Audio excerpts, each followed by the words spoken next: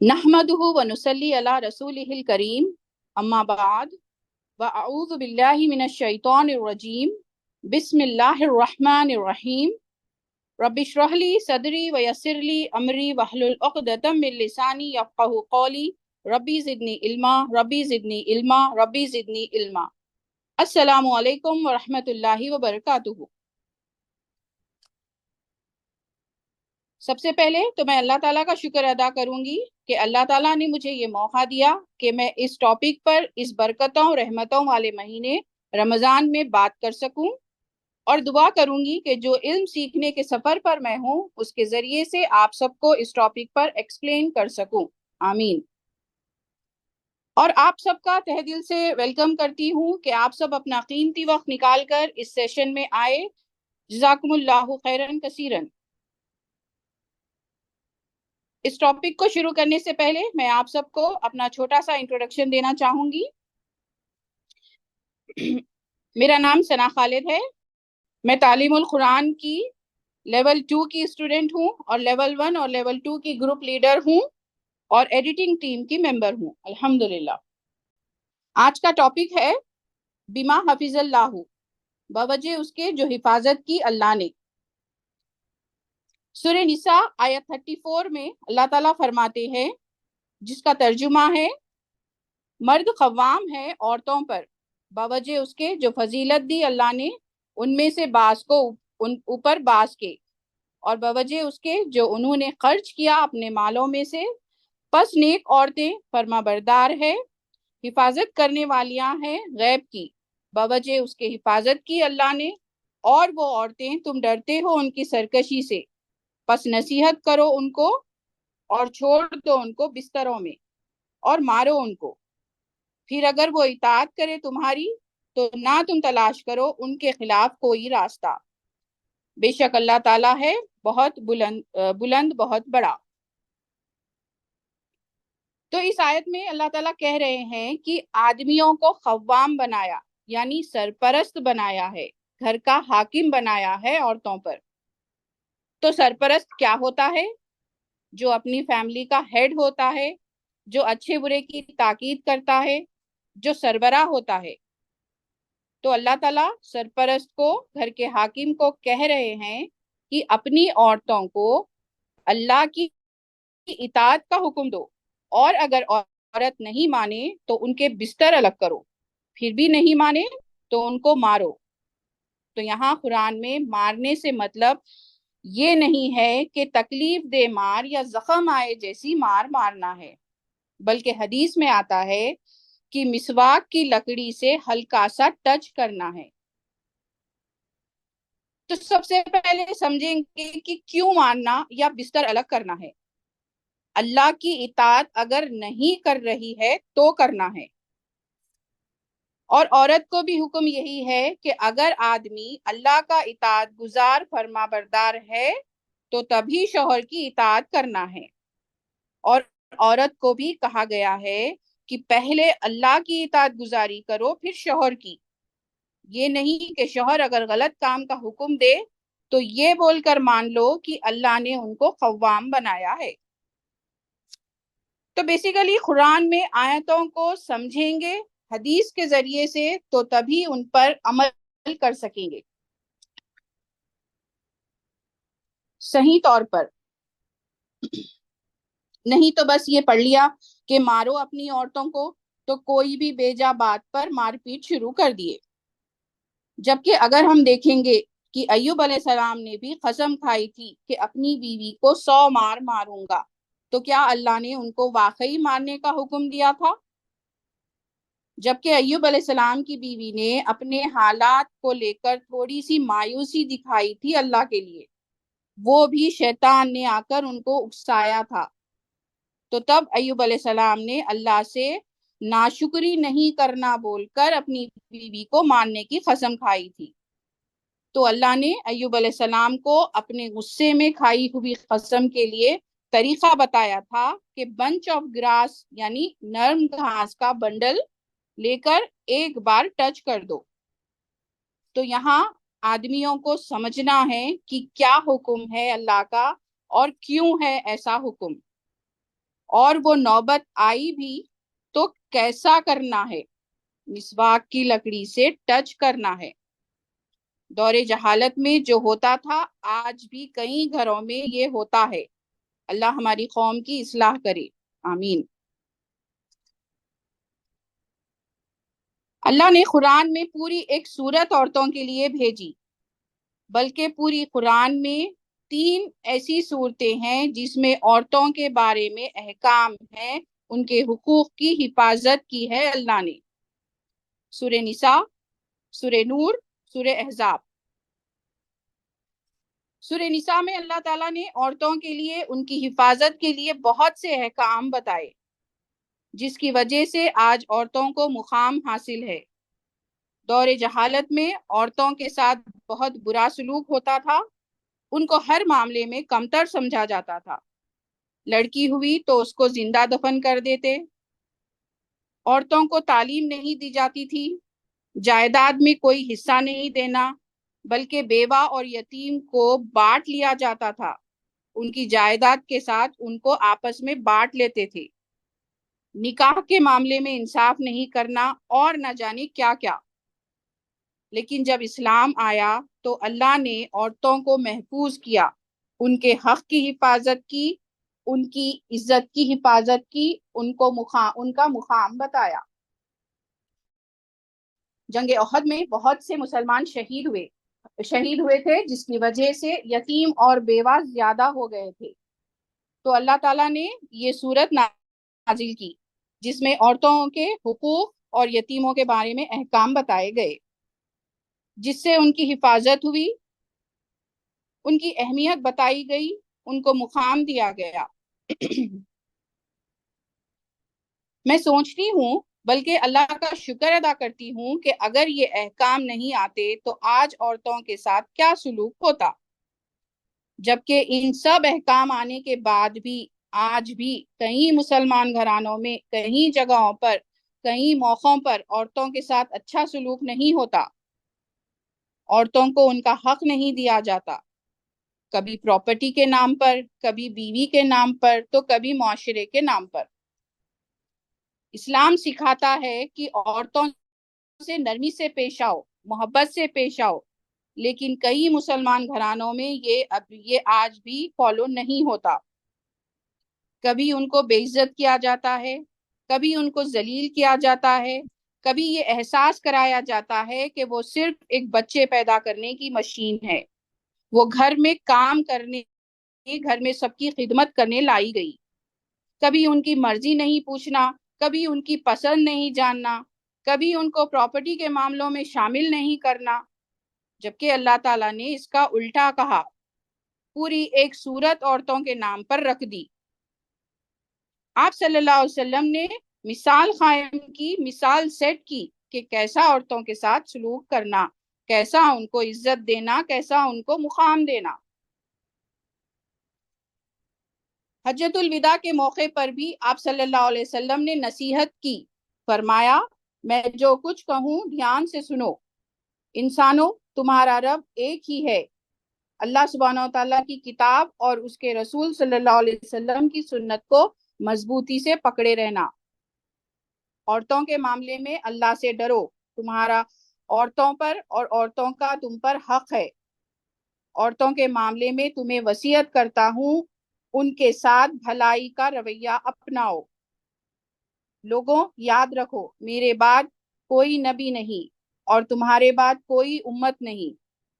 اپنے رب کی عبادت کرنا، روزانہ 5 وقت کی نماز پڑھنا، رمضان کے روزے رکھنا، خوشی خوشی اپنے مال کی زکوٰۃ ادا کرنا، اپنے پروردگار کے گھر کا حج کرنا اور اپنے حاکموں کا کہنا ماننا۔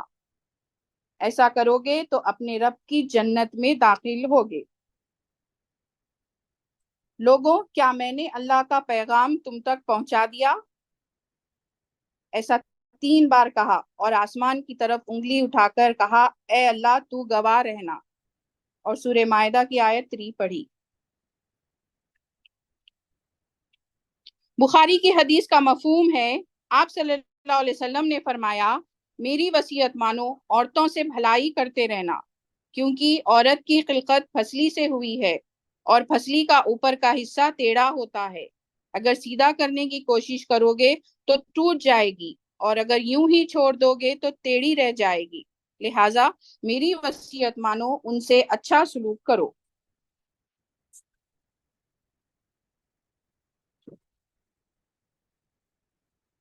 اسلام نے سکھایا نکاح کرنے کے لیے لڑکی کا اسٹیٹس دیکھنا ہے، اس کی حیثیت کے مطابق اس کو مہر ادا کرنا ہے۔ اگر اپنی حیثیت سے بڑھ کر کسی عورت سے نکاح کرنا چاہو تو اگر اس کے حساب کا مہر ادا کر سکتے ہو تو تبھی کرو، ورنہ اپنی حیثیت کے مطابق نکاح کرو۔ لیکن معاشرے نے سکھایا اور مسلمانوں نے بزنس بنا لیا کہ لڑکی کی شادی ماں باپ کے لیے ایک بوجھ بن جائے، ایک ڈیل بن جائے جس میں بہت سارا دہیج، روپیہ پیسہ، سامان شامل ہو۔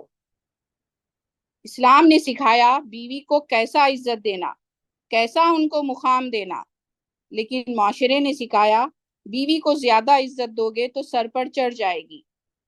اسلام نے سکھایا عورتوں سے اچھا سلوک کرنا، لیکن معاشرے نے سکھایا بیوی کو گھر والوں کی غلامی کرانا، گھر کے کام کاج میں مصروف کر دینا، تاکہ اس کو ہمیشہ یہ احساس ہوتا رہے کہ اس کی حیثیت، اس کا مقام کیا ہے۔ کسی شاعر نے خوب کہا کہ حقیقت خرافات میں کھو گئی، یہ امت روایات میں کھو گئی۔ آج ہمارے مسلمان گھرانے کہاں ہیں؟ کیا یہ اسلام ہے؟ کیا یہ آپ صلی اللہ علیہ وسلم نے سکھایا ہے؟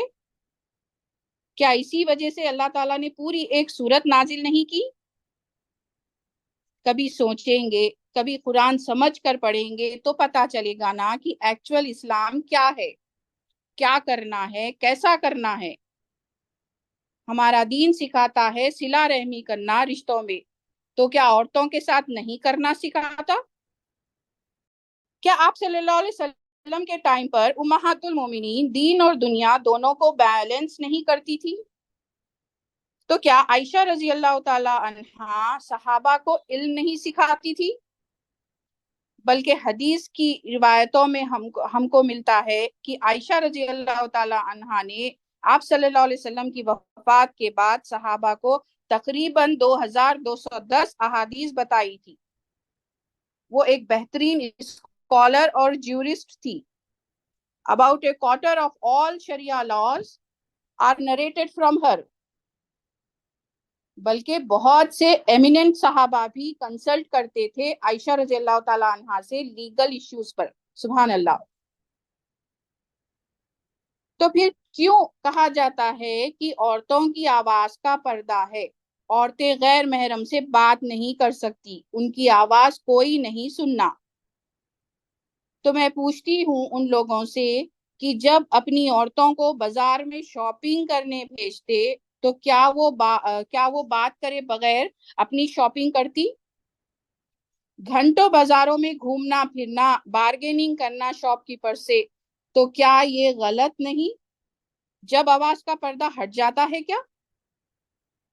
آج کے ٹائم میں کون سی ایسی سہولت نہیں جس میں غیر محرم سے بات نہیں ہوتی؟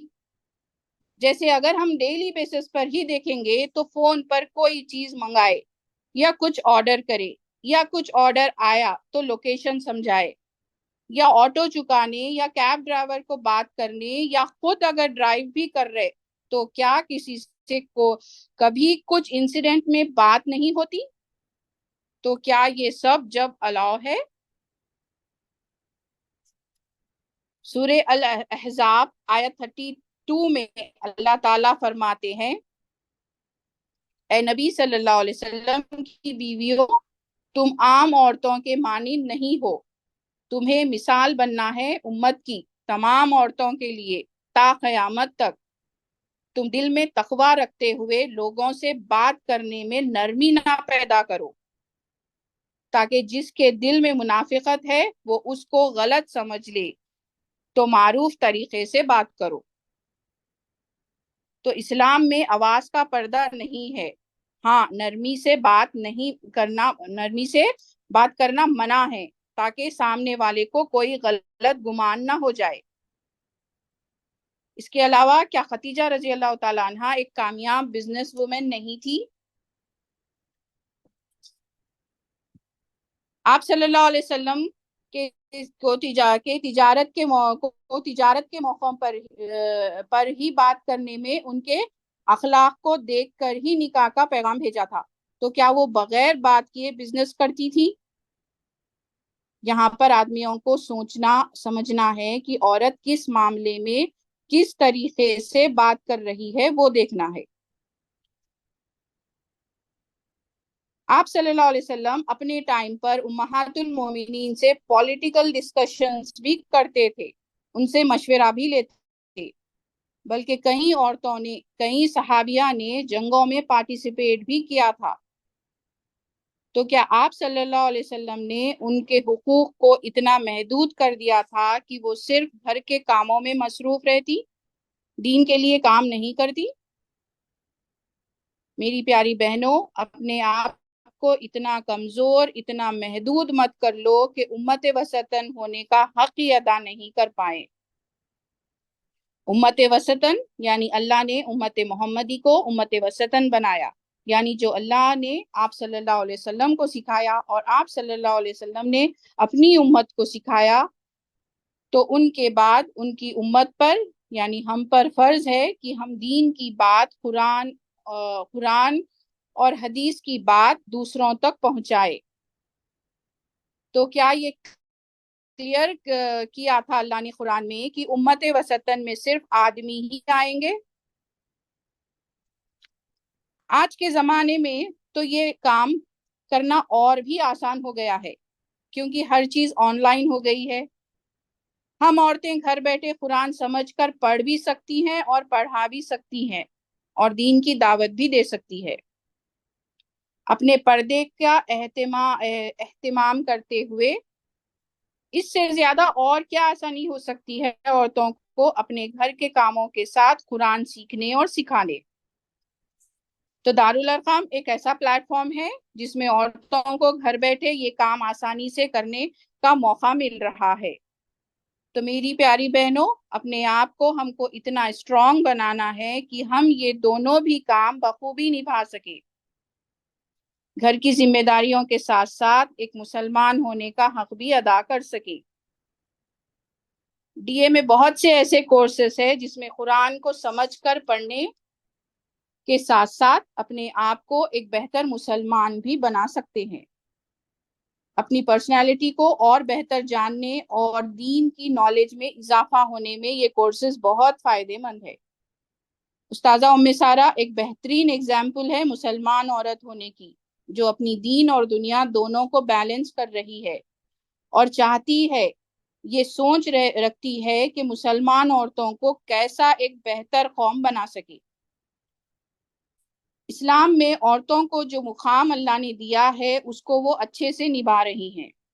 تو ہمیں بھی یہ سوچنا اور کوشش رکھنا چاہیے کہ جو اللہ نے ہماری حفاظت کی ہے، جو اللہ نے ہم کو عزت دلائی ہے، جو اللہ نے ہم کو مقام دیا ہے دنیا میں، اسلام میں، تو اس اللہ کو خوش اور راضی کرنے ہم بھی گھر کی ذمہ داریوں کے ساتھ ساتھ قرآن کو سمجھ کر پڑھیں اور آگے پہنچائیں۔ اور جو ٹیگ ہم عورتوں پر لگا ہے کہ ہم گھر کی حد میں ہی محدود ہیں، تو اس کو گھر کی حد میں ہی بہترین طریقے سے نبھا سکتے ہیں، دوسرے عورتوں کے لیے مثال بن سکتے ہیں کہ علم کا حاصل کرنا جو اللہ نے ہر مسلمان مرد اور عورت پر فرض کیا ہے اس پر پورا اتر سکیں۔ آج بھی کئی مسلمان گھرانوں میں عورتوں کو تعلیم نہیں دی جاتی۔ کیوں نہیں سمجھتے کہ اگر عورت سے علم چھین لیا جائے تو جہالت نسلوں تک کا سفر کرتی ہے؟ اگر عورت علم سیکھے گی دین اور دنیا کا تو اپنے بچوں کو اچھی تربیت کر سکے گی، ان کو اچھی سوچ دے سکے گی، کیونکہ اسلام سکھاتا ہے کہ اچھا سلوک کرو،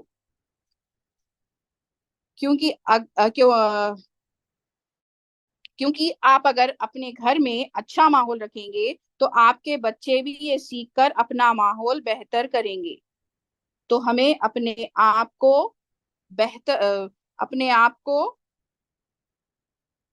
تو ہمیں آپ صلی اللہ علیہ وسلم کو اپنا رول ماڈل بنانا ہے۔ تو ہماری قوم بھی بہتر ہوگی انشاءاللہ۔ ہم میں اور دوسری قوموں میں کیا فرق رہ گیا؟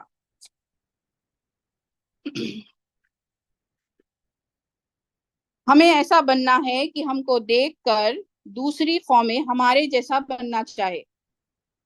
جہاں پر آدمیوں کو سدھرنے کی ضرورت ہے وہیں پر عورتوں کو بھی اپنا کریکشن کرنا ہے۔ اللہ کے بتائے احکام کا مس یوز نہیں کرنا ہے۔ جب اللہ تعالیٰ کہہ رہے ہیں کہ آدمی کو سرپرست قوام بنایا تو بس وہاں سوال نہیں کرنا ہے اللہ سے کہ کیوں، کیسا، کس لیے۔ جب اللہ تعالیٰ نے بتا دیا پردہ کرنا ہے تو بس کرنا ہے، سوال نہیں کرنا ہے کہ کیوں۔ ایک چھوٹی سی سمجھ سے ہم دیکھیں گے کہ جب ہم اللہ کے سامنے جاتے ہیں نماز کے لیے تو اپنے آپ کو پورا کور کر لیتے ہیں، جبکہ جس نے ہم کو بنایا اسی کے سامنے جا رہے۔ پھر بھی کیوں کر لیتے؟ کیونکہ اللہ کا حکم ہے کہ نماز میں اپنے آپ کو پورا کور کرنا ہے۔ تو پھر غیر محرم کے سامنے جانے کیوں ہم کو یہ یاد نہیں رہتا کہ پورا کور کرنا ہے اپنے آپ کو، حالانکہ ہم کو پتا ہے کہ وہ ہمارے کریٹر بھی نہیں ہے۔ یہاں پر سوچئے، یہاں پر یہ بات پر غور کریے۔ ایک حدیث کا مفہوم ہے، نیک عورت وہ ہے جو 5 وقت کی نماز پڑھے، روزے رکھے، اپنی عزت کی حفاظت کرے اور شوہر کی بات مانے، تو اس کے لیے جنت کے تمام دروازے کھول دیے جاتے ہیں، جس سے چاہے داخل ہو جائے۔ تو ہمیں بھی چاہیے کہ ہم بھی نیک عورتوں میں شامل ہو، اور جس وجہ سے اللہ نے حفاظت کی ہے عورتوں کی، اس پر پورا اترے اور اللہ کے نیک بندوں میں شامل ہو۔ آمین۔ تو ہمارا یہ فرض ہے کہ ہم دنیا کے ڈگریز لینے میں جتنی محنت اور جتنی کوشش کرتے ہیں اتنی ہی محنت اور کوشش وہ ڈگری کے لیے بھی کریں جس سے جنت میں انٹری ملتی ہے۔ تو چلیے آج ہم ایک وعدہ اپنے آپ سے کرتے ہیں کہ جو حق اور بھروسے سے اللہ نے ہم کو دنیا میں مقام دلایا اس پر ہم پورا اترے اور اللہ کو راضی کرے، تاکہ قیامت کے دن ہمارا حساب کتاب آسان ہو جائے۔ جو احکام اللہ نے ہم عورتوں کو دیے ہیں ان پر عمل کرے، علم حاصل کرے اور حکمت سے کام لے۔ یہ نہیں کہ اب معلوم ہو گیا کہ اللہ نے ہمارا مقام کیا دیا ہے تو اس پر اپنے گھر والوں سے بحث سٹارٹ کر دے، بلکہ حکمت عملی سے کام لے۔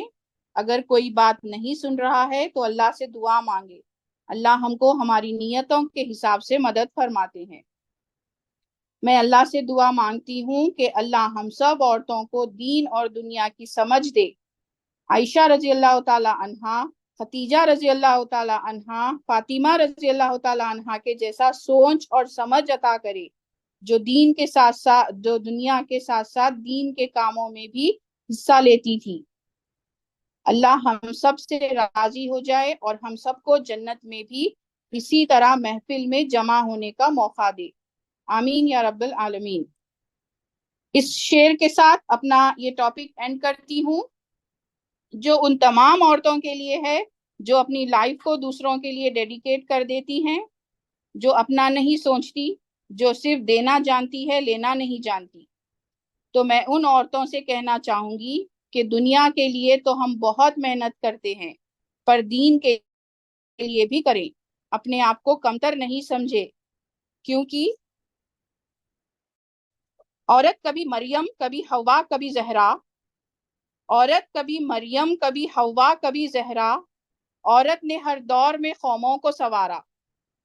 تو اپنی سوچ بدلیے، اپنے آپ کو کمتر سمجھنا چھوڑیے، کیونکہ ہماری ہمت سے گھر بستے ہیں، خاندان بنتے ہیں، کیونکہ طاقت پرندے کے پر میں نہیں ہوتی، پرواز میں ہوتی ہے۔ وآخر دعوانا ان الحمد للہ رب العالمین۔ سبحانک اللہم وبحمدک، نشہد ان لا الہ الا انت، نستغفرک ونتوب الیک۔ السلام علیکم ورحمۃ اللہ وبرکاتہ۔